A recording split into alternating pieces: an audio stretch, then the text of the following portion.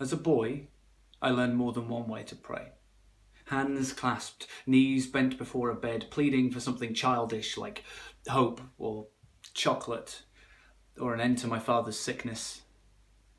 I learned to pray quietly, wildly, begging for the pain to stop, as though desperation could set bones or purge infections.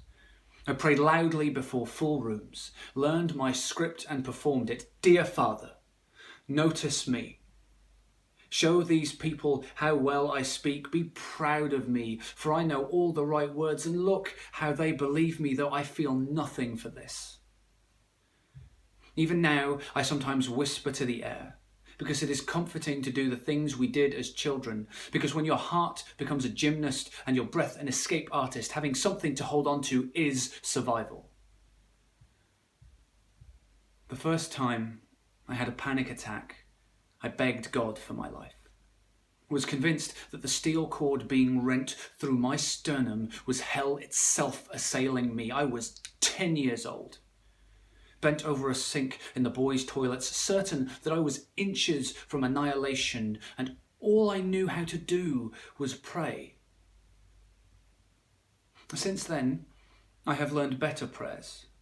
I have learned to count breaths and set down thoughts, to sit in the soft grass and not mind the damp, to know God in striving up a hillside, to feel prayer in my calves as they flex. I have learned that God is not a wise old man, not a father, not a lamb. God is what it feels like to see Cornwall drop away below you into the sea, to hear that ocean assail the earth again and again and again, knowing each blow is nothing, but together they are a sculptor.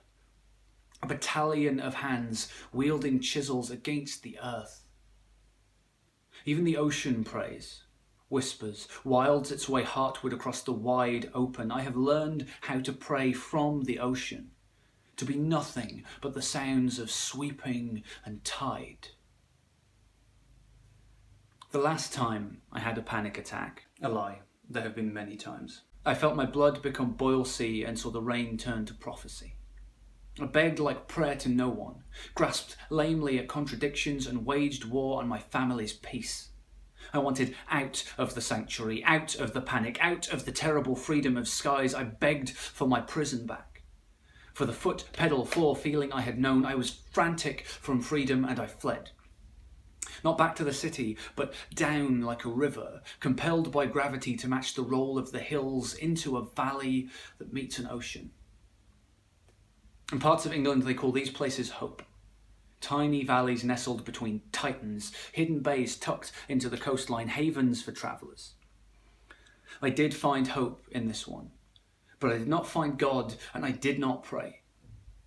I watched the clouds creep their shadow over the water and the gulls hanging from the sky on invisible strings. I tasted salt air and imagined it formed a circle around me. The storm moved out across the ocean, leaving my chest behind. To my right was a hill bent double, its spine bracing the sky. I climbed it, asked for salvation with my feet, the balancing act of my hands, the shallow turmoil of my breath, and in other parts of England this is what they call hope. A hill that rolls upwards, a sweep of escape towards the sky. I am climbing it still, building a cathedral out of trails run and abandoned buildings discovered, paying reverence to the lost stories whose bones shape the earth, tomb carvings littered across every facet of the wild. Each tree is an altar now, each meadow a tapestry hung against the sky. The clouds are vaulted ceilings that dance and shift much better than candlelight. I will take the earth for a pew and a path for salvation.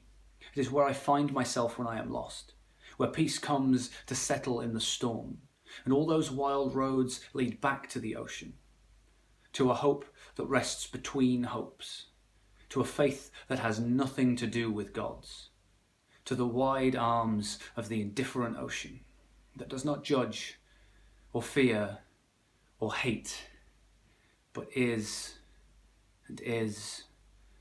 and shows me who I am.